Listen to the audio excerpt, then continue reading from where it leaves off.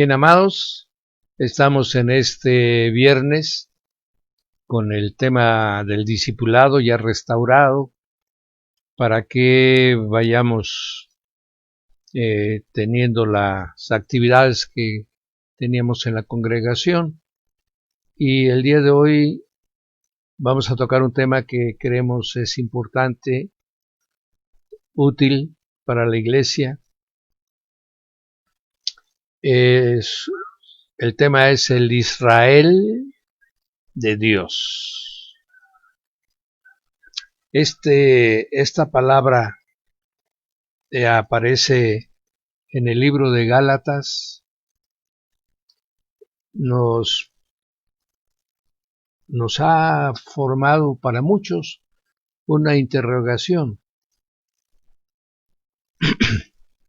En el libro de Romanos, Pablo habla abundantemente de Israel, el pueblo de Israel, el cual va a ser injertado de nuevo en el olivo divino, que va a ser rescatado también y que va a volver sus ojos al Mesías. Pero en el libro de Gálatas, que vamos a poner ahorita el texto, es la ocasión muy particular en la que habla del Israel de Dios. Después de haber hablado en el libro de Efesios, cómo ha constituido ahora en un solo cuerpo, ha unido a judíos y a gentiles, para que solamente haya una puerta, que es nuestro Señor Jesucristo. Entonces, vamos a desarrollar este tema precisamente para que entendamos qué es lo que nos está tratando de explicar Pablo, y también nos sirva a nosotros para poder entender el plan de Dios con la humanidad, dentro de la cual obviamente el pueblo de Israel, los hijos de Jacob, juegan una parte muy importante. Bien, vamos a iniciar el tema y vemos que en la parte de... Van a estar viendo ustedes en sus pantallas, allá donde nos están escuchando, van a estar viendo el material. Bien, vamos a pasar a la que sigue, Carlos, para Gálatas 6, 15, 16. En esta porción Pablo nos dice: en Cristo Jesús, en el cuerpo de Cristo, ni la circuncisión vale nada, ni la incircuncisión. O sea, en el cuerpo de Cristo no es el hecho de que estemos circuncidados el que nos da una condición preferencial sobre otras partes, o el hecho que no nos hayamos circuncidado y que por lo tanto no, en forma natural, no formamos parte del pueblo judío, amén, sino que dice, sino lo que vale, lo que realmente es importante, dice, es una nueva creación. Nos está afirmando aquí Pablo que lo importante es nacer de nuevo, que lo importante es que habiendo nacido del agua, ahora nazcamos del Espíritu, ¿verdad? Y la naturaleza divina se deposite en nosotros. Con esto quiere decir, si yo nazco judío, por decir algo, del pueblo de Israel, y me he circuncido, pero me quedo ahí, no nazco del Espíritu y no soy una nueva criatura, de nada sirve. De la misma manera, un gentil que no se circuncida, pero nace del Espíritu, se convierte en una nueva criatura, adquiere la naturaleza divina que le otorga el Padre, ese es una nueva creación. Entonces, prácticamente lo que está determinando Pablo en esta, pues el Espíritu Santo, a través de lo escrito por Pablo, es que todos, seamos de donde seamos, tenemos que ser una nueva creación en Cristo Jesús para que podamos ser salvos. Y ahí en el 6:16 él nos dice, y a todos los que anden conforme a esta regla. ¿Cuál regla? La de ser una nueva creación, ¿verdad? Tengan paz y misericordia hacia ellos y al Israel de Dios, o sea, todos los que de esta manera conformamos ahora el Israel divino, no el Israel de la tierra, no el Israel natural, sino el Israel divino, el Israel de Dios, el que todos son una nueva creación en Cristo Jesús. Bien, quería yo aclarar esta porción que alrededor de ello vamos a desarrollar el tema. Este tema es muy importante, amados, porque en el mundo cristiano generalmente tenemos una equivocada impresión referente al concepto de pueblo de Dios. Nosotros debemos de estar muy claros al respecto de lo que dice el nuevo pacto, lo que dice la obra del Espíritu Santo que fue enviada por nuestro Señor Jesucristo para revelarnos toda la verdad que en el Antiguo Testamento, en el Antiguo Pacto, está como sombra, está como ejemplo, está funcionando para la carne, para que el hombre vaya preparándose para ser un ser espiritual. El contenido de este tema también está íntimamente ligado con la bendición que se le da a Abraham en Génesis 12 y en Génesis 22. Aquí estamos hablando de Abraham, amén. Cuando aún no había tenido aún ni a Isaac, ni a Ismael, ¿verdad? Entonces es para que también conozcamos eso de serán benditas en ti todas las familias de la tierra. También sirve para explicar nuestra relación con el actual Estado de Israel, amén, y con el que actualmente se llama pueblo judío también. Ahora vamos a entender a través de este tema para que mantengamos una relación sana, correcta, cada quien cumpliendo los preceptos que están en la Escritura.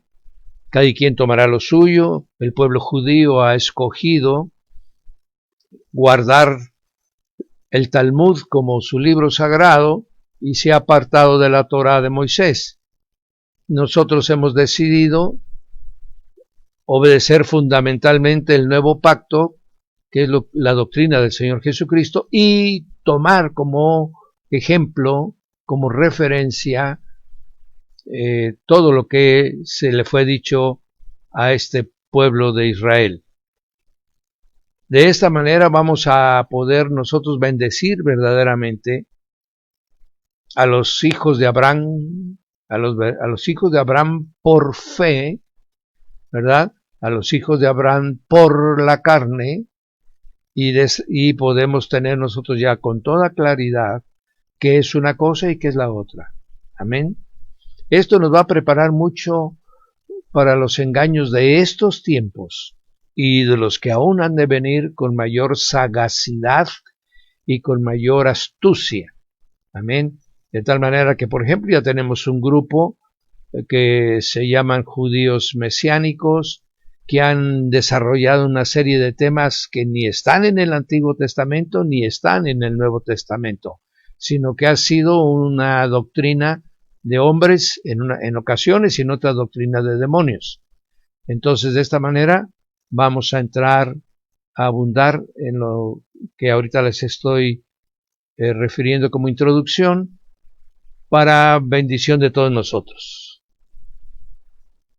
Bien, ¿cómo empieza el pueblo de Israel? ¿Cómo es su desarrollo? Bueno, ellos vienen de la línea semita. ¿Quiénes son los semitas? Los semitas son los que tuvieron como padre a Sem, hijo de Noé. Por eso se llaman semitas, ¿verdad? La definición de semitas no aparece en la Biblia, sino que fue una palabra acuñada por los académicos que estudiaban las lenguas de todo el Medio Oriente, y fueron viendo cómo se parecían algunas de ellas, tenían términos muy parecidos, como era el de todos los pueblos de Canaán, como los pueblos, como los amorreos, como los filisteos, inclusive como los fenicios, y por la forma de esa lengua y su semejanza física, se les dio la definición de semitas. Entonces los semitas son todos los que hablan una lengua madre y que vivieron en una región determinada. Bien, y el nombre de semita se tomó de Sem, amén, el hijo mayor de Noé. Entonces, por ahí usted va a escuchar, por ejemplo, no es que fulano habla mal de los judíos, ese es un antisemita. Esa ya es una connotación política. Esa connotación no es ni lingüística, sino que esa nace de la raíz de la Segunda Guerra Mundial. Entonces ahora hay un concepto equivocado, ¿verdad?, de llamar antisemita a alguien que simplemente no participe o no esté de acuerdo con la doctrina, con la forma de pensamiento de los judíos y de los sionistas judíos. Bien, ahora vamos a pasar a ver la siguiente denominación que tiene este pueblo. Abraham vino de Ur de los Caldeos. De ahí lo llamó el Señor, ¿verdad? Capítulo 12 de Génesis. Sale de Ur de los Caldeos, llega a Aram, ¿verdad?, que todavía está en la zona de los caldeos, y cruza el río. ¿Cuál río? El río Éufrates. Tiene que cruzar el río Éufrates porque Canaán está después del río Éufrates. Y de esta manera, el vocablo Ibrim se convirtió en una definición para todos los que venían del otro lado. Especialmente se empezó a aplicar con Abraham, porque Abraham fue un personaje que en toda esa zona del Medio Oriente y de la tierra de Canaán fue ampliamente conocido, como lo sería después Isaac y como lo sería después Jacob. De tal manera que le decían Abraham el hebreo. Abraham el hebreo quería decir Abraham el que vino del otro lado del río. Amén. Y así de esa manera tenemos como ya la escritura nos va diciendo, ¿verdad?, que los hebreos ya van teniendo ya una connotación específica. Ya no son los semitas, ya no son todos esos pueblos que había en el Medio Oriente, sino que ahorita ya es un grupo específico, ya son los descendientes de Abraham, el hombre que vino del otro lado del río. Bien, entonces ya se va particularizando este pueblo, y así tenemos, amén, en Génesis 11:20 que nos narra cómo Abraham es hijo de Taré. También nos dice el versículo 17, amén, que todos los que eran hijos de Abraham en la carne debían de ser circuncidados. Y entonces en este momento en que el pacto que le pide, el pacto natural que les pide Dios a ellos y que deberían de manifestarlo como un sello, era el de la circuncisión. Entonces, a partir de Génesis 17, todos los hebreos nacidos en la casa de Abraham, se tenían que circuncidar. Entonces podríamos decir que a partir de ese momento no hay hebreo que no sea circuncidado. Esa es la característica que les va a marcar a ellos de todos los demás pueblos que están alrededor de ellos. Amén. Por eso es que ahora en Colosenses 2:11, amén, nos habla que nosotros fuimos, como somos parte del cuerpo de Cristo, fuimos nosotros circuncidados en Cristo Jesús. En Colosenses 2:11 dice que en el momento en que el Señor Jesús, a los 8 días, según Lucas, es llevado el Señor para ser circuncidado, en ese momento fue circuncidada toda la iglesia. Todos los que pertenecemos al cuerpo de Cristo ya hemos sido circuncidados. Y esa circuncisión que se hizo en ese momento en la carne, realmente ya la iglesia es una circuncisión que se hace en el corazón, ¿verdad? Todos los que tengan el corazón circuncidado son señal de que pertenecen a la iglesia, que ya no tiene por qué ser circuncidada, porque en el cuerpo de Cristo, Él, al ser circuncidado, todos nosotros lo fuimos. Amén. Bien, vamos a pasar, en este momento ya entendemos el asunto de la circuncisión, tanto para el Antiguo Testamento, que era en la carne. ¿Por qué? Porque toda la relación en el Nuevo Testamento es con la carne, y en la parte espiritual, en el corazón. Amén. Entonces ya tenemos circuncidados los del Antiguo Testamento y circuncidados los del Nuevo Testamento. Amén. Bien. Ahora, de la herencia de Abraham se desprende una porción de un pueblo muy especial que se llama el pueblo de los ismaelitas. Y obviamente se está refiriendo a los hijos de Ismael, el hijo que tuvo Abraham con Agar. Amén. De esta manera nos habla Génesis 16, 1-20, nos habla en donde Sarai da a Agar, su esclava, a Abraham, cuando ella cree que ya no va a tener. Esa es una decisión de la carne, eso fue brazo de carne. Amén. En Génesis 17:25 vemos que ya Ismael, aunque no es hijo de Sara, tiene que ser circuncidado, porque todos los de la casa de Abraham tenían que ser circuncidados. Y en Génesis 25, del 12 al 15, nos da una relación de todos los descendientes de Ismael. Ustedes recuerdan cuando se va Agar del poder de Sara, un ángel se le aparece y le dice: regresa, ponte en obediencia debajo del dominio de tu ama. Tu hijo va a ser bendito. 12 reyes nacerán de él. Será un hombre fuerte y fiero. Será un gran personaje. Y así regresa Agar, sabiendo y entendiendo que solamente en la casa de Abraham ella se le va a cumplir la promesa. Esto aparece posteriormente como en Gálatas 4:22-26, aparece como dice la palabra, como una alegoría. Y en esa porción de Gálatas 4:22,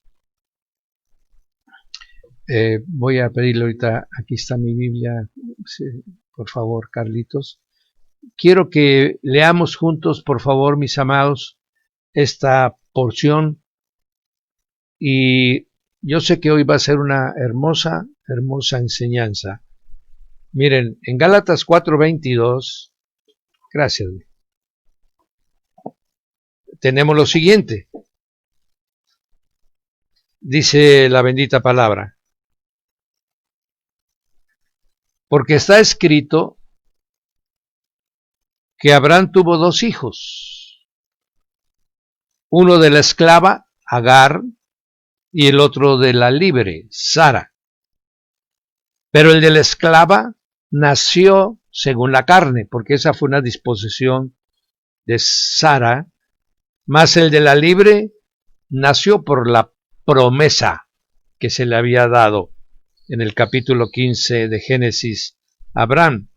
Dice, esto, Ismael, el hijo de Agar, y Isaac, hijo de Sara, dice, esto es una alegoría. O sea, nos había dado ya un tipo de lo que iba a acontecer posteriormente Dios. Dice, estas dos mujeres son los dos pactos. Amén. El viejo pacto y el nuevo pacto. El viejo pacto proviene del monte Sinaí. Y el monte Sinaí da hijos para esclavitud. Esto es la alegoría de Agar. Amén. Porque Agar es el monte Sinaí en Arabia, pero corresponde a la Jerusalén actual. Pues la Jerusalén actual está junto con sus hijos en esclavitud. Amén. Al rechazar todo el pueblo judío a Jesús, nuestro Señor, quedaron en esclavitud. ¿Por qué? Porque el único que libera es el Hijo unigénito del Padre. Si el Hijo de Dios os libertare, seréis verdaderamente libres. Como lo rechazaron, entonces todos quedaron en la esclavitud. Quedaron en el engaño, quedaron en las penumbras. Y por eso Pablo le está diciendo que aun cuando estos son judíos, están dentro de la alegoría de la esclavitud de Agar y sus hijos también. Amén. Dice, mas la Jerusalén de arriba, la cual es madre de todos nosotros, esa es la libre, esa es Sara. Amén. Los hijos de Sara son los hijos de la promesa espiritual, son los hijos de que vivirían por fe y creerían en el nombre de nuestro Señor Jesucristo. Amén. De esta manera estamos desde esos tiempos, amados, entendiendo lo que Dios estaba hablando a través de figuras, a través de personas. Amén. Y entonces nos dice en la porción 28, así que hermanos, nosotros como Isaac somos hijos de la promesa. Los hijos de la promesa son los que han creído en el nombre de nuestro Señor Jesucristo. ¿Sí? Y luego dice, pero como entonces el que había nacido según la carne perseguía al que había nacido según el Espíritu, así también es ahora. ¿Pero qué dice la Escritura? Echa fuera a la esclava y a su hijo, porque no heredará el hijo de la esclava con el hijo de la libre. De manera, hermanos, que nosotros no somos hijos de la esclava, sino somos hijos de la libre, de la Jerusalén de arriba. Amén. Y de esta manera va definiendo Pablo cosas que son muy importantes desde el punto de vista espiritual. Bien. Lo que se le había prometido a Abraham era un hijo, y esto en Génesis 17, 19, y vemos que en Génesis 21, 4, 5, en el que nace Isaac, él es circuncidado. De esa manera se cumple el pacto de la carne del pueblo Israel, de los hijos de Abraham en este caso todavía, de los hebreos, con la promesa que es y el pacto que habían hecho Dios con Abraham. Amén. De esta manera, pues, vamos viendo cómo ya se va perfilando el plan de Dios. Ya tiene a Abraham, el primer patriarca, el padre de la fe. Ya tiene a Isaac también, al cual también se le se le volvió a recordar la promesa que se le había dado a su padre Abraham, ¿verdad? Y vemos que ahora Isaac tiene 2 hijos. Conocemos la historia, amén, y tiene a Esaú y a Jacob. Esaú le vende la progenitura a Jacob, y Jacob, obedeciendo a su madre y a su padre también, quien lo envía a la tierra de su parentela para que escoja esposa, se va de la casa de sus padres también y va a la tierra de Labán, su tío, hermano de su madre. Y ahí vemos nosotros, amados, en el Génesis 32, 24, va usted a oír ya la palabra Israel. Por primera ocasión, entonces hemos venido con la palabra semitas, con las que se les conoce en general, con la palabra hebreo, la cual se le otorga a Abraham porque cruzó el río, pero ahora vamos a encontrar por primera vez la palabra Israel, amén, la cual está en Génesis 32, 24, ¿verdad? Que es el nombre que le pone el ángel a Jacob.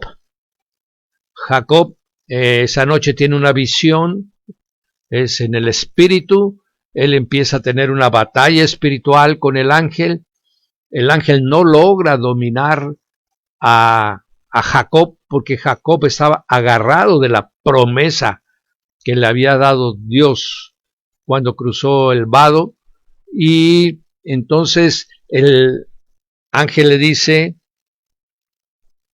en 32:27 le dice, ¿cuál es tu nombre? Y le respondió Jacob. Y el varón le dijo, no se dirá más tu nombre Jacob, sino que serás Israel, porque Dios ha luchado contigo, no contra ti, contigo. Amén. Quiere decir que por el poder de Dios es que lograste sostener esta batalla conmigo durante toda la noche. Amén. Entonces, ese ángel nombra por primera ocasión a Jacob como Israel, o, en otros términos, el que lucha Dios con él. Amén. De esta manera tenemos ya, mis amados, el nombre de israelita, y en Génesis 35:9, y le dice, apareció otra vez Dios a Jacob cuando había vuelto de Padán Aram, y le bendijo. Y le dijo Dios, tu nombre es Jacob, mas ya no se llamará así, sino Israel será tu nombre, y le llamó Israel a partir de ese momento. Amén. Y le da la promesa, yo soy el Dios omnipotente, crece y multiplícate. Una nación y conjunto de naciones procederán de ti y reyes saldrán de tus lomos. Amén. Entonces le profetiza Dios a Jacob, Israel ahora, a partir de este momento, de que habrán muchos descendientes de él. En Génesis 46, versículo 1, leemos por primera ocasión, mis amados, dice, salió Israel con todo lo que tenía y vino a Beerseba y ofreció sacrificio al Dios de su padre, Isaac. Habló Dios a Israel en visiones de noche y le dijo, Jacob, Jacob, y él respondió, heme aquí. Le dijo, yo soy Dios, el Dios de tu padre. No temas de descender a Egipto, porque allí yo haré de ti una gran nación. ¿Cuándo sucede esto, mis amados? Cuando José se da a conocer a sus hermanos, que es el vicegobernador de todo Egipto, y lo manda a traer a su padre. Su padre duda un poquito porque va a entrar a tierra desconocida, y porque se le había dado la instrucción de que en Canaán es donde él iba a reposar, y aquí por eso el Señor se le aparece a Jacob y le da confianza. Él dice, entra, yo los protegeré en Egipto. Amén. Y así vemos cómo Israel entra ya con los 70 que andaban con él a la tierra de Egipto, donde Dios había enviado por delante a José para que les preparara terreno y les preparara absolutamente lo que necesitaran. Amén. Y así ya en el capítulo 49, Jacob, Israel, llama a sus hijos, los junta y les profetiza. Amén.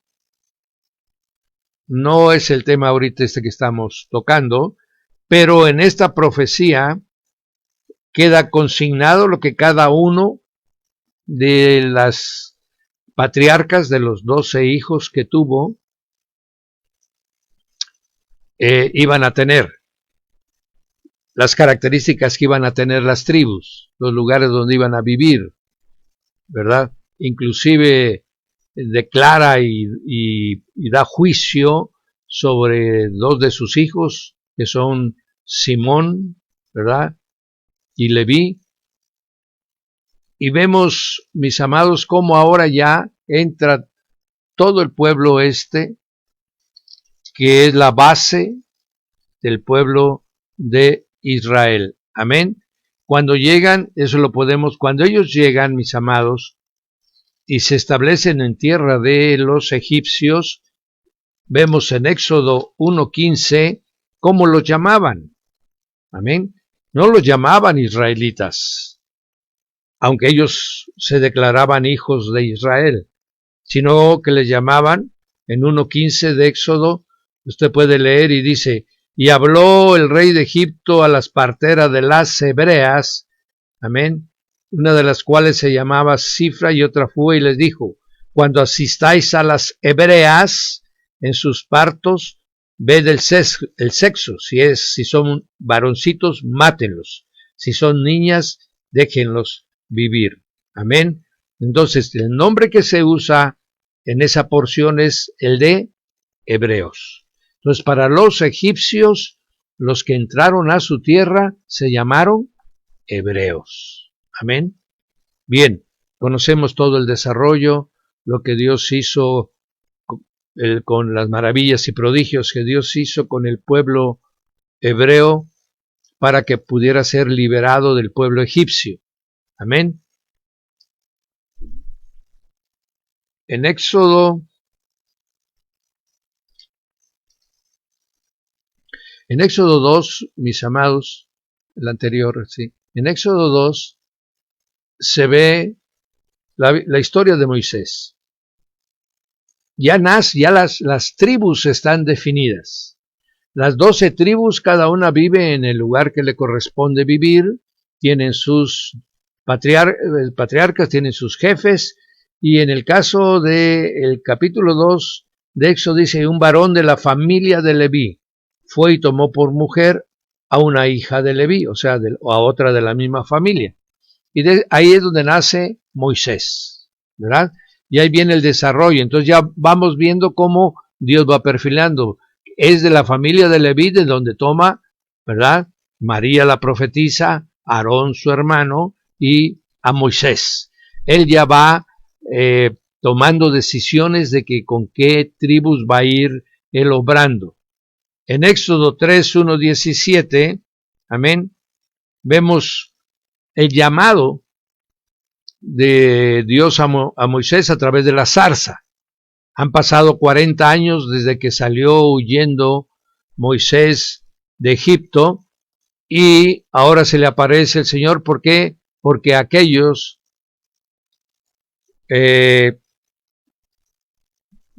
recordaban lo que había acontecido y la razón por la cual había sido echado fuera Moisés, habían ya ablandado su corazón, podríamos decir. Eran otros ya los que gobernaban en Egipto ya no eran los aquellos que sacaron a Moisés, ¿verdad? Ya eran otras tribus, eran otros pueblos, amén. Y entonces de esa manera ya puede regresar Moisés. ¿Por qué? Porque Moisés estaba bajo juramento de muerte por haber matado a un egipcio, pero como ahora regresa y ya es otro pueblo el que está dominando Egipto, entonces puede regresar y el Señor lo manda de regreso.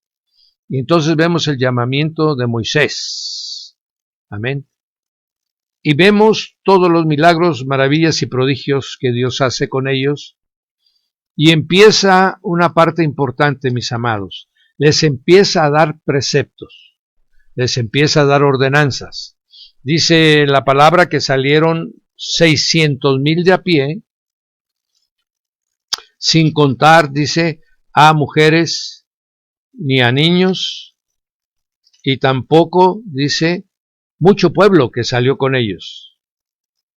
Eso está en el capítulo 12, versículo 37, que dice, partieron los hijos de Israel de Ramesés a Sucot como 600,000 hombres de a pie, sin contar los niños. También subió con ellos grande multitud de toda clase de gentes y ovejas y muchísimo ganado. Y si usted pone tantita atención, usted va a oír lo que dice, partieron los hijos de ¿quién? De Israel. Entonces, para los egipcios eran los hebreos, pero aquí para la escritura, a partir del momento que salieron de Egipto, empiezan a ser llamados hijos de Israel. Amén. Bien. Y entonces lo primero que el Señor le establece es la Pascua. Desde que este pueblo sale, empieza el Señor a prefigurar con ellos lo que acontecerá en el nuevo pacto. Sabemos que la Pascua que ellos viven en que se les ordena observar esa noche que van a salir libres, está premonizando lo que va a suceder en la cruz del Calvario. Entonces ya este pueblo ya sale con un propósito, ya sale con un destino, ¿verdad? Que se va a llevar, sí, ciertamente se va a llevar cerca todavía de 1600 años para que acontezca, pero bueno, para Dios eso es muy corto tiempo, y empieza a depositar en el alma del pueblo de Israel lo que Él va a hacer para su liberación definitiva. Ahorita los está liberando de la carne, los está liberando de un pueblo que los tenía sometido en esclavitud. Después vendrá el Señor Jesucristo, el otro profeta, que los va a liberar del espíritu. Amén. Bien. Entonces, llegamos de esta manera, ya establecida la Pascua, llegamos a Éxodo 19, y ahí empieza ya el trato de Dios con la nación de Israel. Amén. En 19, del 1 en adelante, dice, en el mes tercero de la salida de los hijos de Israel de la tierra de Egipto, en ese mismo día llegaron al desierto de Sinaí. Amén. Acamparon allí en el desierto, y acampó allí Israel delante del monte.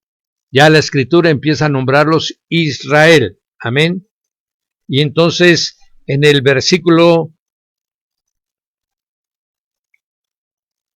3 dice, Moisés subió a Dios y Jehová lo llamó desde el monte, diciéndole, así dirás a la casa de Jacob, así anunciarás a los hijos de Israel. Vosotros visteis lo que hice a los egipcios y cómo os tomé sobre alas de águila y os he traído a mí. Ahora pues, si diereis oído a mi voz, guardareis mi pacto, vosotros seréis mi especial tesoro sobre todos los pueblos, porque mía es toda la tierra. Vosotros me seréis un reino de sacerdotes y gente santa. Estas son las palabras que les dirás a los hijos de Israel. Amén.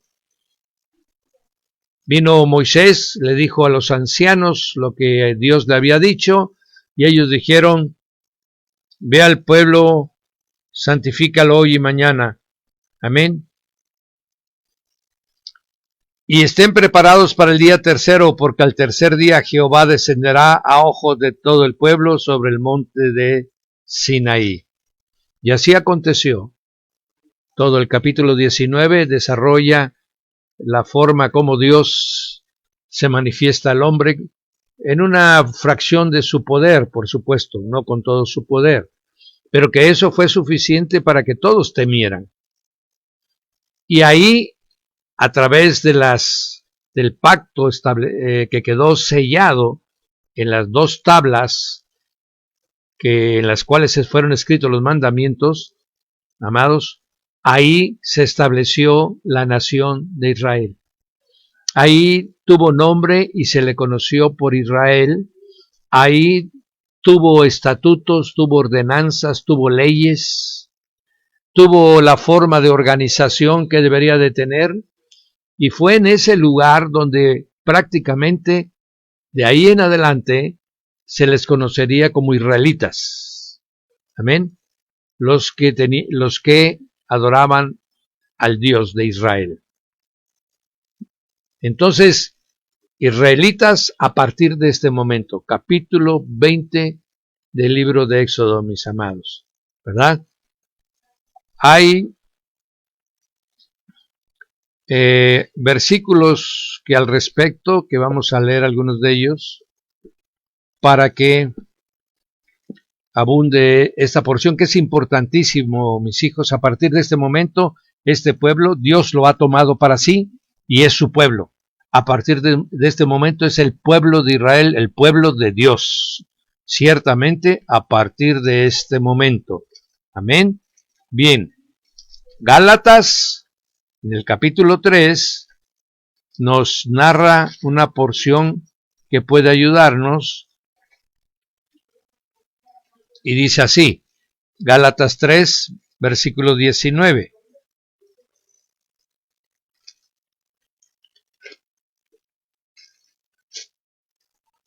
Amén. Gálatas 3, 19. Dice así la bendita palabra. Si la herencia es por la ley, entonces no sería por la promesa.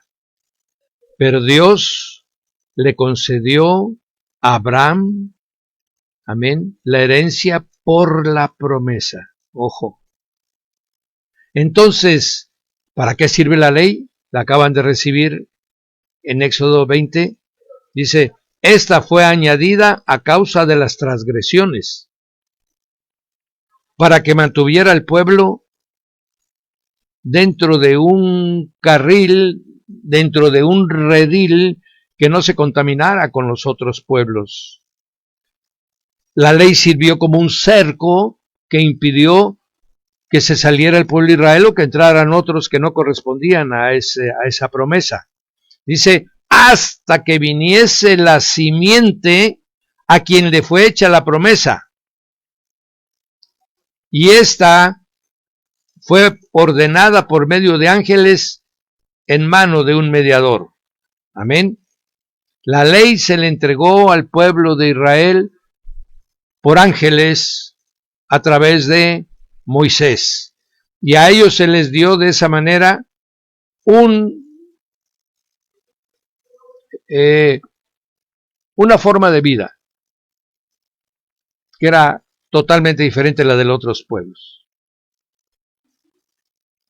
Amén. Dice, entonces eso fue lo que aconteció, mis amados, en el monte Sinaí. O sea, se les entregó un regulador, una forma que les manifestara que tenían un carácter especial de pueblos de santo y de sacerdotes. Amén. Pero todas las prescripciones que se les dio en la ley era para la carne. Usted puede ver los 10 mandamientos y todos son para el mundo natural, ¿verdad? No matarás, no codiciarás, honra a tu padre y a tu madre, no tendrás ídolos, son figuras físicas. ¿Por qué? Porque aquí viene la parte importante. Aunque este pueblo es derivado del patriarca Abraham, Isaac y Jacob, que tuvieron encuentros espirituales con Dios, todo este pueblo vivía en la carne. No se olviden ustedes que todos los nacidos de hombre y de mujer nacen para vivir en la carne. Eso dice el capítulo de Génesis número 5. Usted va a ver en Génesis número 5 y va usted a entender una cosa importante. Hoy dice, este es el libro de las generaciones de Adán. El día en que creó Dios al hombre, a semejanza de Dios lo hizo. Dios al hombre lo hizo a su semejanza. Varón y hembra los creó, los bendijo y llamó el nombre de ellos Adán, el día en que fueron creados. Vivió Adán 130 años y engendró un hijo a su semejanza. Ya no a la semejanza de Dios, sino a su semejanza y conforme a su imagen. Y llamó su nombre Seth, y de ahí vinieron todos los hombres. Amén. Así que todos los hombres hemos nacido a semejanza del Adán caído. Por eso es que la ley que le da el Señor al pueblo de Israel en el monte Sinaí es una ley para la carne, aunque la ley es espiritual. Amén. Pero ellos nada más tenían la forma de poderlo entender en la carne. Aleluya.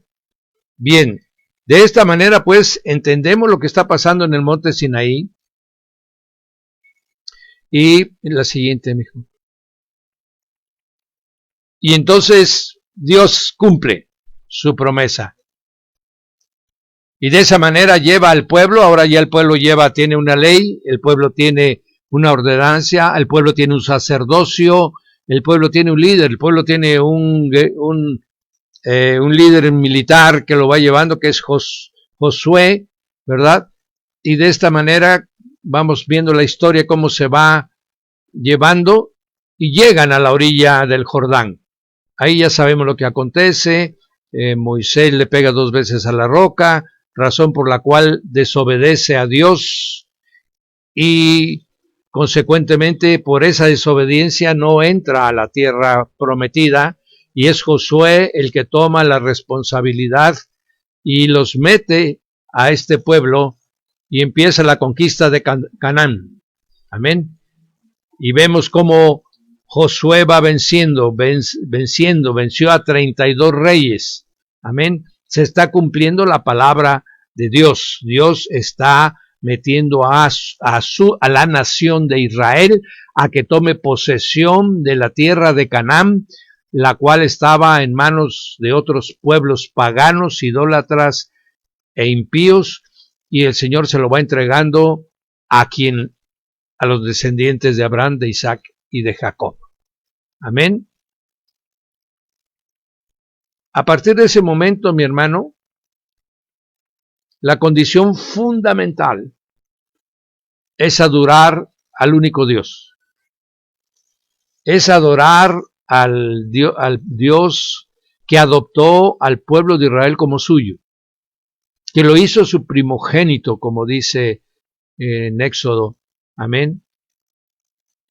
Y que cualquiera, el que quisiera participar de ese pueblo, que no estaba cerrado, había maneras de cómo volverse de filisteo, volverse israelita, de amonita volverse israelita, de egipcio volverse a israelita. Había la manera. ¿Por qué? Porque Dios lo que quería es que todos los pueblos lo adoptaran a Él como el único y verdadero Dios sobre la tierra. Y la manera como alguien se podía volver de otra raza a volverse israelita era adoptando sus leyes, sus mandamientos y sobre todo la adoración al Dios de Israel. Y esto es lo que pasó con Ruth. Amén. Al que venía de fuera y entraba a la tierra de Canaán para convertirse en un israelita, se le llamaba pues tuvo el nombre de prosélito. Un prosélito era una persona que decidía seguir al Dios de Abraham, de Isaac y de Jacob, y que por lo tanto adoptaba todas sus leyes, sus mandamientos y sus ordenanzas, ¿verdad? Bien, entonces la condición era adorar al único y verdadero Dios y tener un comportamiento que lo llevara a la santidad, que lo hiciera justo. Por eso la palabra en el Antiguo Testamento, amados, es la palabra justo, que quiere decir aquel que cumple la ley. Amén. Aquel que cumple la justicia a través de los estatutos, las ordenanzas y los mandamientos. Este es el pueblo que está ya ahora en posesión de Canaán. Ahora bien, la tierra de Canaán era una tierra que se gobernaba de una manera muy particular. Se gobernaba por medio de ancianos. Cada pueblo tenía un cuerpo de ancianos. Dependiendo de la importancia de la ciudad, era el número de los ancianos y la forma el lugar donde ellos ejercían la autoridad. Generalmente lo ejercía los pueblos en las puertas de entrada a las ciudades. Por eso dice, y se sentaba a las puertas. Eso quiere decir que era un hombre de autoridad y que podían acudir a ellos en caso de que hubiera tener un trato, aclararse algún asunto de justicia. Amén. Y entonces estaba lleno de ancianos, era consejo de ancianos y un juez, que era la persona la cual los ancianos iban cuando ya la situación que se iba a juzgar ya era demasiado importante. Es el mismo modelo que usó Moisés con los 70 ancianos. Pero ahora, como ya era una nación, pues ahora ya era muchísimos más el consejo de ancianos, ¿verdad? Bien, sin embargo, el pueblo de Israel, en el 1 de Samuel, capítulo 8, le piden rey. Y le dicen, no, ya no queremos jueces, ¿verdad? Tú ya eres viejo, Samuel, tú nos has gobernado muy bien, pero tus hijos no son tan justos como tú, ¿no? Esos se dejan sobornar. Consecuentemente, en 1 de Samuel 8, usted va a encontrar el pedido del pueblo de Israel pidiéndole a Samuel que les ponga rey. Jamás había estado en la mente de Dios, amén, que tuviera rey el pueblo de Israel. Por eso era muy particular su forma de gobierno, porque además estaba compuesta por sacerdotes santos, amén. Pero aquí, como todavía, por eso les decimos que ellos se mueven en la carne y no en el espíritu, ¿verdad? Dice 8:4 de 1 de Samuel. Entonces todos los ancianos de Israel se juntaron, vinieron a Ramá para ver a Samuel y le dijeron, tú has envejecido, tus hijos no andan en tus caminos. Por lo tanto, constitúyenos ahora un rey que nos juzgue como lo tienen todas las naciones. Este fue uno de los primeros grandes errores que cometió el pueblo de Israel, la nación de Israel. Amén, desechar a su rey. Y esto lo va a decir después cuando le dice el Señor, Samuel, oye la voz del pueblo en todo lo que te digan, porque no te han desechado a ti, sino que me han desechado a mí para que yo no reine sobre ellos. ¿Se imaginan, mis amados, lo que ya empieza a acontecer? Dejan al rey de los reyes por un rey de carne. Amén.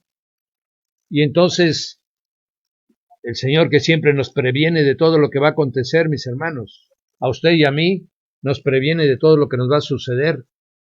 Y les dice, diles cómo los va a tratar ese rey.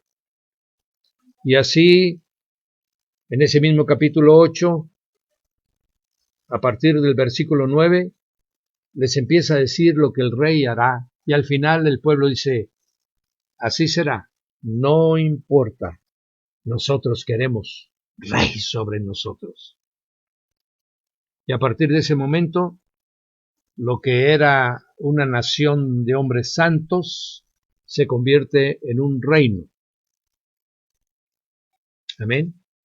Se convierte en el reinado de Israel. Y va a ser gobernado por un hombre toda la nación.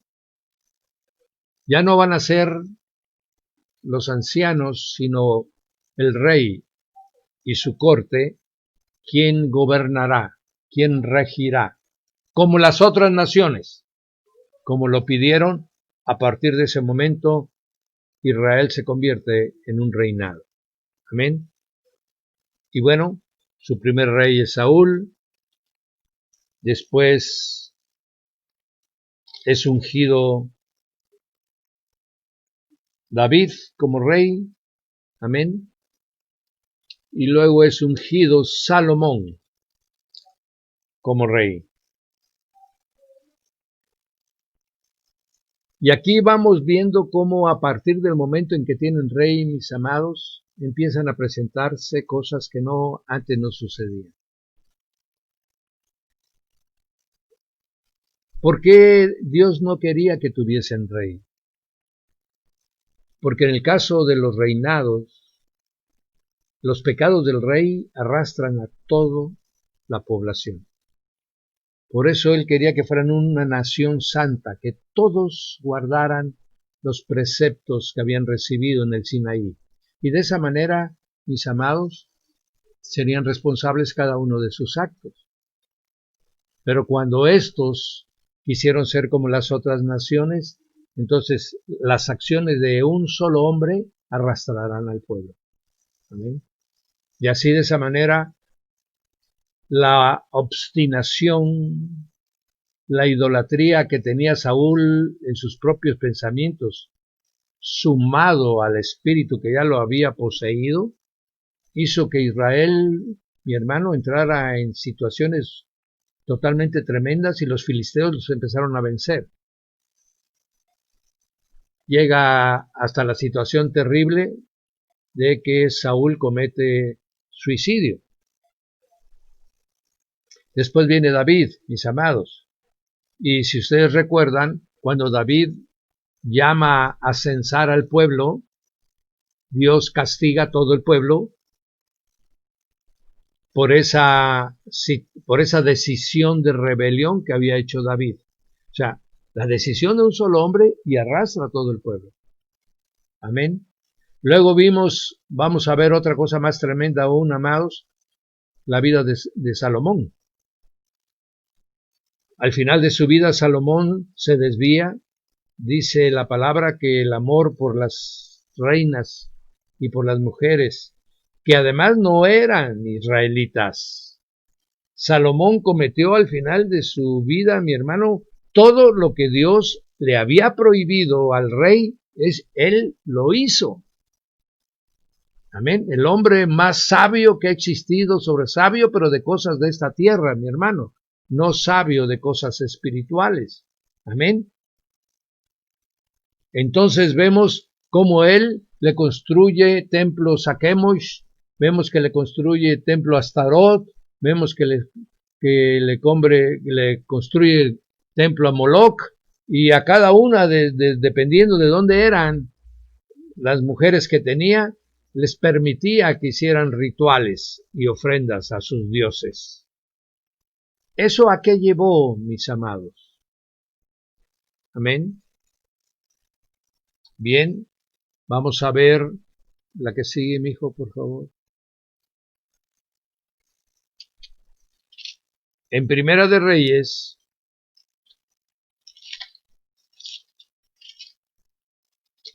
toma en tan gran abominación Dios lo que ha hecho Salomón, que le dice que va a partir el reino. Las 12 tribus forman un reino, el reino de Israel, así se llamaba originalmente. El reino de Israel eran las 12 tribus, amén, y era todo el territorio. A partir de lo que ha hecho por las blasfemias y abominaciones que hace Salomón, dice el Señor que le va a partir el reino. en el capítulo 11, versículo 11, mis amados, dice, y dijo Jehová a Salomón, por cuanto ha habido esto en ti, y no has guardado mi pacto, mis estatutos que yo te mandé, romperé de ti el reino y lo entregaré a tu siervo. No lo haré en tus días, por amor a David tu padre, pero lo romperé de la mano de tu hijo. Amén. Pero no romperé todo el reino, sino que daré una tribu a tu hijo, por amor a David mi siervo, y por amor a Jerusalén, la cual yo he elegido. Amén. Entonces, a partir de la muerte de Salomón, mis amados, se establecen dos reinos. Como 10 tribus se quedan unidas en el norte, se le conoce al reino del norte o al reino de Israel. ¿Por qué? Porque tenía el mayor número de tribus. Amén. Y a Judá, que es la única tribu que luego se juntará con Benjamín, ¿verdad? Y la mayoría de los levitas que bajan a la ciudad de Jerusalén. Y entonces, en el reino del sur, Judá, queda entonces la tribu de Judá, la tribu de Benjamín y los levitas. Amén. De esta manera, lo que había prometido Dios lo ha fraccionado. Amén. ¿Por qué, mi hermano? Por la prevaricación del hombre. Primero lo desecharon como rey. Y segundo, ahora los reyes se creen por encima de la ley que Dios les había dado, llegando al extremo de lo que llegó Salomón, y por lo cual se dividieron el reino se divide en dos partes. Ahí es donde empieza a conocerse a los de Judá como judíos, ¿verdad? De alguna manera, y a los reinos del norte por sus nombres cada uno. Ahí no predomina nadie más que Efraín era el pueblo guerrero, el pueblo que conducía a todos estos a la guerra. Y entonces ya tenemos dos porciones. Ahora ya no se puede hablar de un solo reino. Ahora hay dos reinos. Los reinos del norte, inmediatamente las 10 tribus, amados, se desvían y empiezan otra vez a adorar al becerro de oro. Qué cosa tan tremenda. No, ya han pasado muchos años, mis hermanos. Ya pasó todo el tiempo de los jueces, ya pasó el tiempo de Saúl, el tiempo de David, el tiempo de Salomón, y no se olvidan de adorar al becerro. Amén. Esto nos indica cuán fuerte es la idolatría, por eso el Señor le dice, ni siquiera te inclines a ellos, ni siquiera menciones sus nombres. Amén. Y entonces el reino del norte, que se adjudica el nombre de Israel,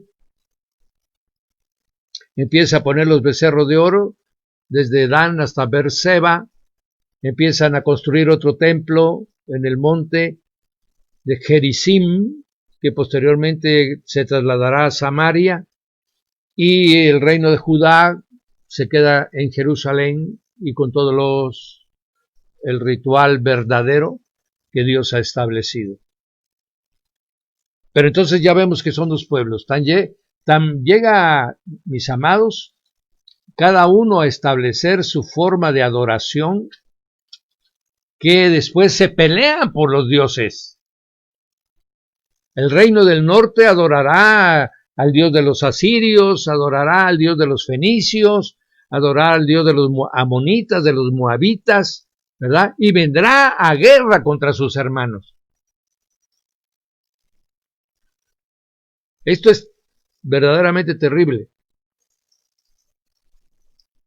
Y en el año 736, antes de Cristo, el Señor entrega al reino del norte por su pecado, porque no escucharon. Les mandó a Elías, les mandó a Eliseo, les mandó a muchísimos profetas y los mataron, los persiguieron. Amén. y entonces Dios los entregó a los asirios. Cuando Dios entrega a los asirios, mis amados, ¿a qué sigue, mi hijo? En Segunda de Reyes, capítulo 17, es el capítulo donde declara, amén, capítulo Segunda de Reyes 17, dice, en el año 12º de Acaz, rey de Judá, comenzó a reinar Oseas, hijo de Ela, en Samaria, sobre Israel, y reinó 9 años. Hizo lo malo ante los ojos de Jehová, amén. Contra este subió Salmanasar, rey de los asirios, y Oseas fue hecho su siervo y le pagaba tributo. Mas el rey de Asiria descubrió que Oseas conspiraba, porque había enviado embajadores a Egipto, y no le pagaba el tributo cada año.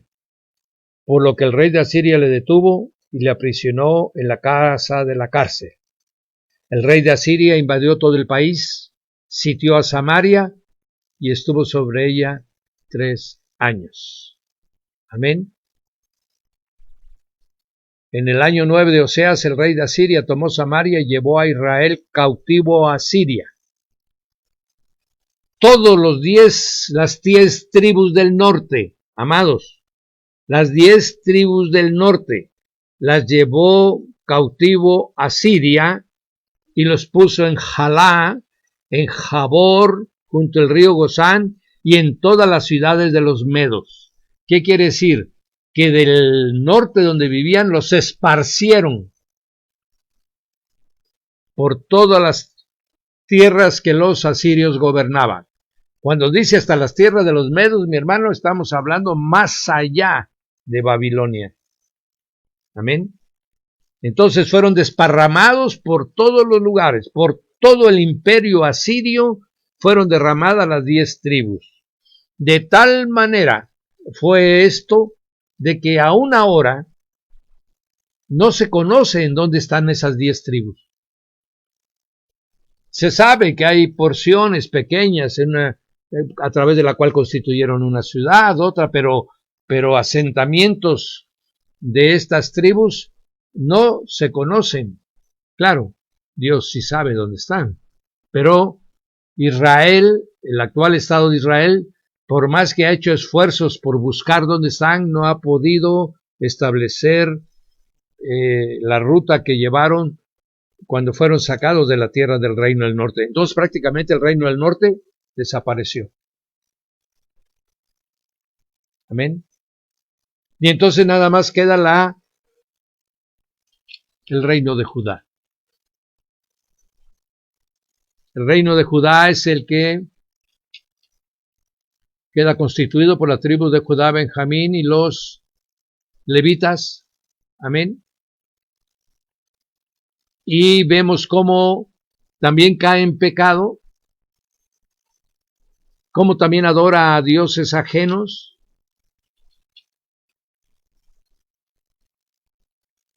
Y Dios, a pesar de que lo empieza a librar a Judá muchas veces, por ejemplo, lo libró de los asirios. Los asirios nunca pudieron entrar a Jerusalén. Cada que llegaban hasta las puertas de Jerusalén, ahí el Dios Todopoderoso enviaba a sus ángeles para defender a esta ciudad y no entraban. Sin embargo, se siguió pervirtiendo. No solamente Judá, sino lo peor es que pervirtió Jerusalén y el templo. Amén. Y entonces después, mis amados, en Segunda de Reyes usted tendrá la secuencia de cómo los últimos reyes de Judá se van comportando, van obrando desde después de Josías, que es un extraordinario rey. Josías es uno de los reyes más extraordinarios, pero ya su pueblo estaba muy, muy contaminado. Después de que muere Josías, sus hijos vuelven a caer en la idolatría y entonces el Señor entrega a Judá a los babilonios. Amén. Y ahí vamos a encontrar, después de la caída, y son llevados a todos mis amados a Babilonia. Amén. Entonces nosotros vamos a ver ahora que la primera ocasión en que aparece la palabra judío, ¿sí? Recapitulo un poquito, mis amados: semitas, hebreos, israelitas, y ahora, como ya todos desaparecieron y solo queda una sola tribu, se les va a empezar a conocer como los judíos. Y eso sucede en el libro de Esther. Amén. En Esther 2:5, por primera ocasión, aleluya,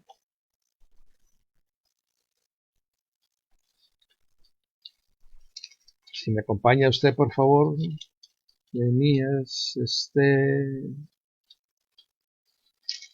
2:5, amén.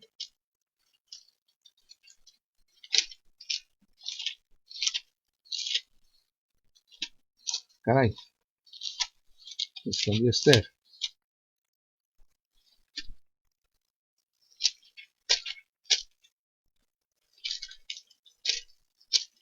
Perdonen, se me perdió Esther.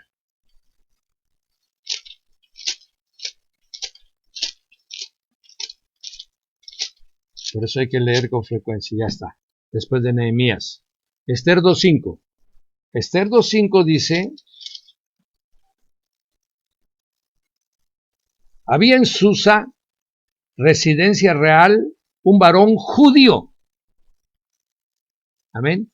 Entonces, en esta porción aparece por primera vez la palabra judío. ¿Y quién es ese judío? Es Mardoqueo, el tío de Esther precisamente. Amén. A partir de este libro empiezan a llamarle precisamente a los que quedaron judíos. En Babilonia se les empieza a llamar judíos a todos los que fueron expatriados, de tal manera que a partir de ese momento ahora se conoce a ese pueblo que era de 12 tribus, pues nada más sobrevive una, porque la de Benjamín es muy pequeña, aunque no pierde su identidad, ya que después vemos en una porción Pablo que dice: yo soy israelita, yo soy de la tribu de Benjamín. O sea que todavía guardaban la ascendencia que ellos tenían. Pero en términos generales, para los griegos, para los romanos, para los caldeos, eran judíos, ¿verdad? Entonces ahí aparece la palabra judío. Cosa tremenda, mi hermano. Dios nunca llamó que les iban a llamar judíos, sino que esa fue una denominación porque fue la única tribu que quedó, ¿verdad? Y la gente los empezó a conocer, aunque fueran de otra tribu, como judíos. Y entonces ahí tenemos en términos generales ya el nombre de judío, que vemos que no nace, mis amados, de una designación del cielo, sino de una necesidad de identificar a un pueblo, y de esta manera usted y todo el mundo empieza en los libros, en la forma de trato, en toda la relación, usted verá que les escriben los judíos y los judíos, aunque fueran benjaminitas como lo era Pablo, pero para la gente todos eran judíos. Amén. Que después llegaría inclusive a tener una connotación despectiva, de rechazo, de persecución. Amén. Bien, entonces con esto le quiero decir que un judío no representa a todo Israel. Un judío representa a la tribu de Judá. Habrá en su tiempo, cuando venga nuestro Señor Jesucristo en su segunda venida, que traerá a los suyos de todos los lugares, de todos los pueblos, de todos los rincones de la tierra. Otra vez las 12 tribus volverán a estar en Jerusalén. Amén. Pero por lo pronto hemos llegado a la parte que me interesaba que usted supiera por qué se les conoce como judíos. Amén. Bien, a partir de ese momento regresan de Babilonia, se le da, me gustaría leer Daniel 9, por favor. Daniel 9.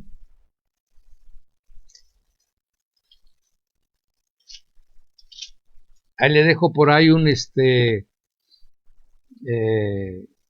tarea para usted, para que abunde en su... Vea de qué tribu era Daniel. Amén. Busque de qué tribu era Daniel y va usted a ver. Amén.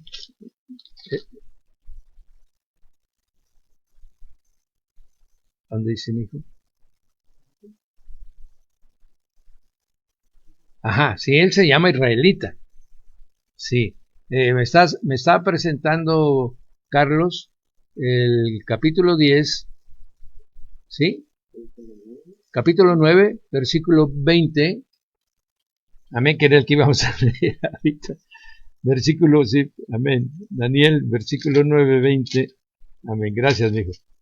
En 9:20 dice, aún estaba hablando y orando y confesando mi pecado y el pecado de mi pueblo Israel. Amén.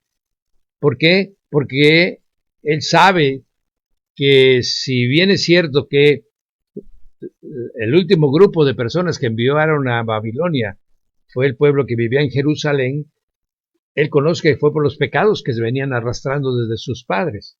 Entonces Daniel se declara como del pueblo de Israel, o sea, intercede por todo el pueblo.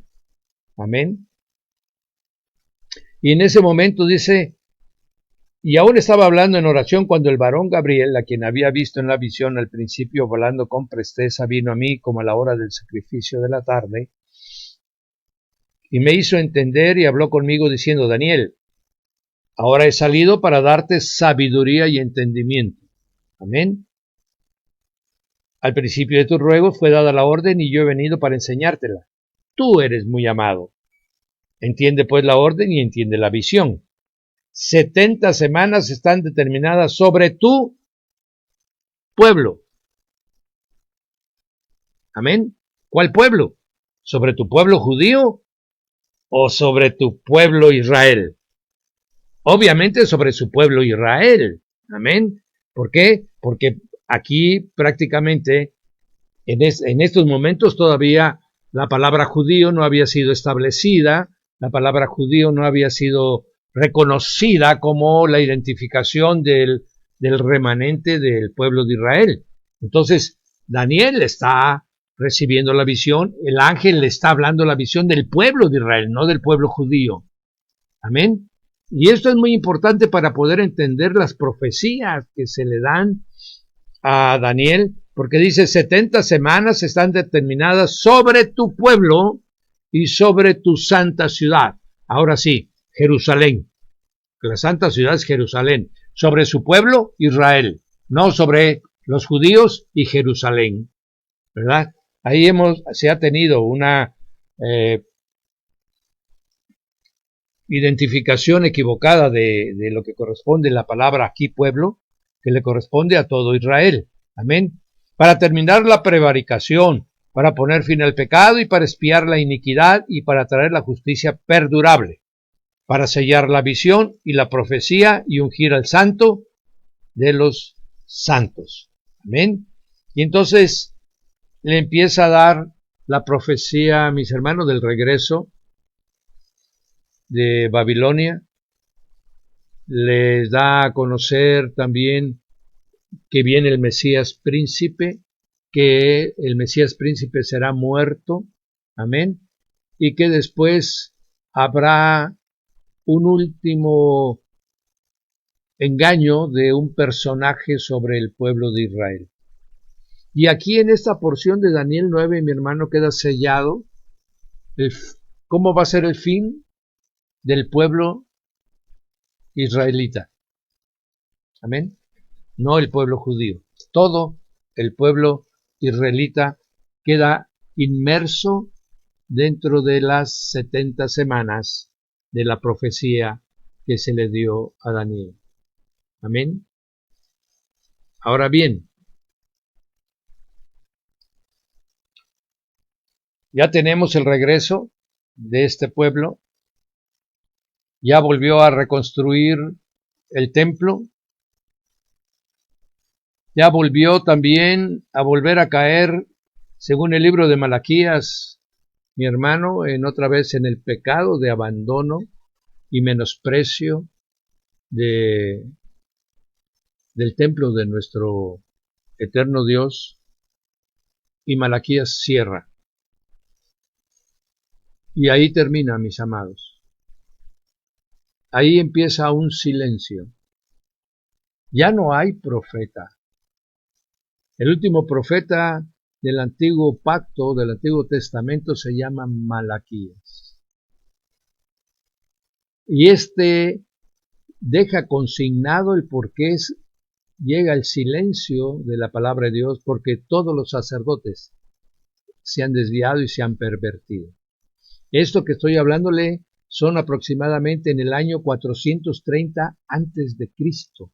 Amado, yo quiero que usted que entienda lo que voy a tratar yo de compartirle. Malaquías se cierra.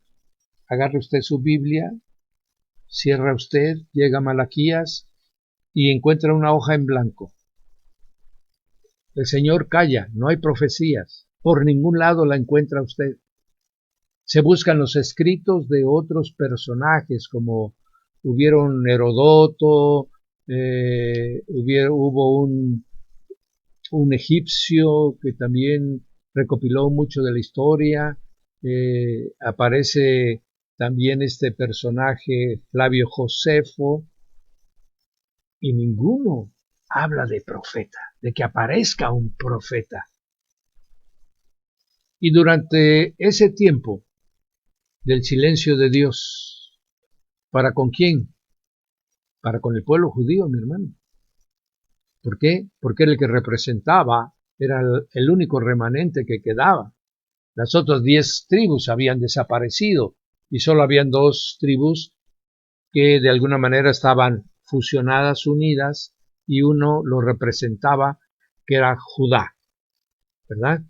Entonces vamos viendo cómo Dios guarda silencio aún para la tribu de Judá. Y nos sorprende, mis amados, ¿qué horas tienes ahorita? Nos sorprende, mis amados, esto que les estoy compartiendo. Ahorita vamos a detenernos ya aquí, porque el próximo viernes les voy a compartir lo que pasó en esos 400 años de silencio que no aparece en la Biblia. ¿Qué aconteció? ¿Qué sucedió?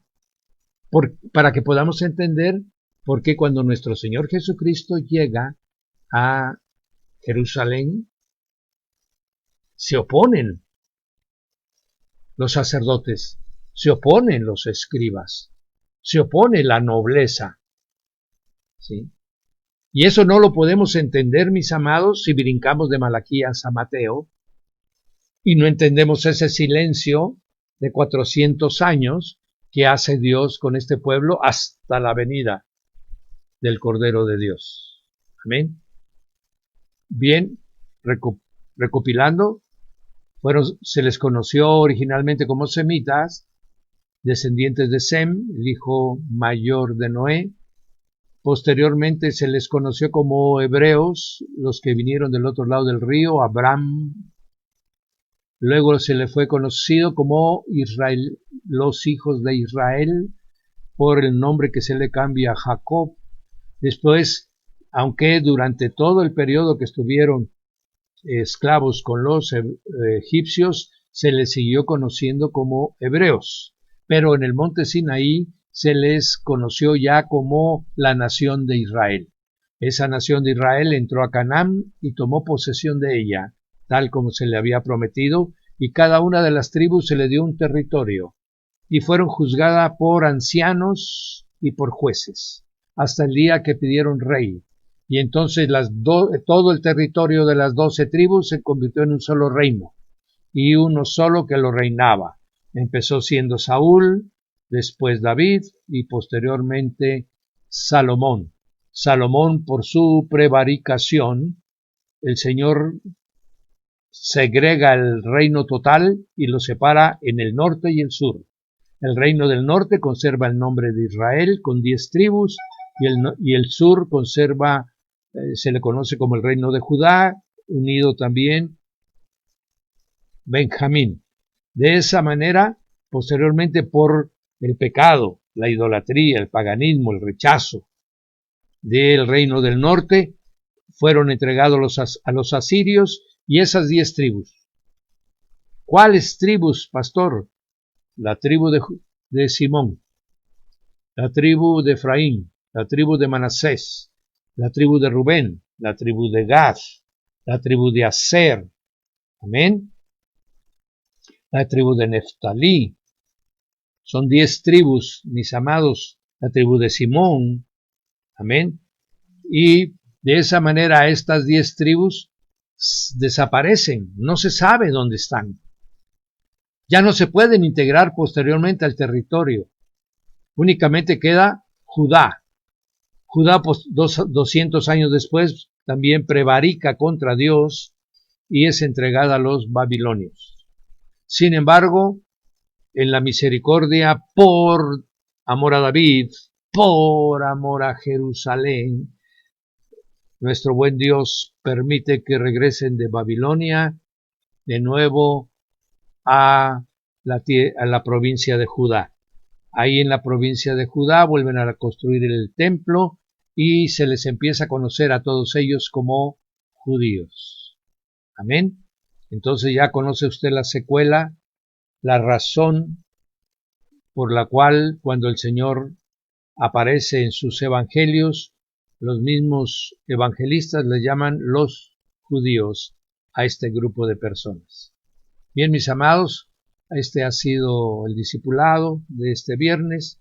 El próximo viernes tendremos uno muy interesante que yo lo invito, que serán los 400 años de silencio, de Malaquías a la llegada del Señor Jesús.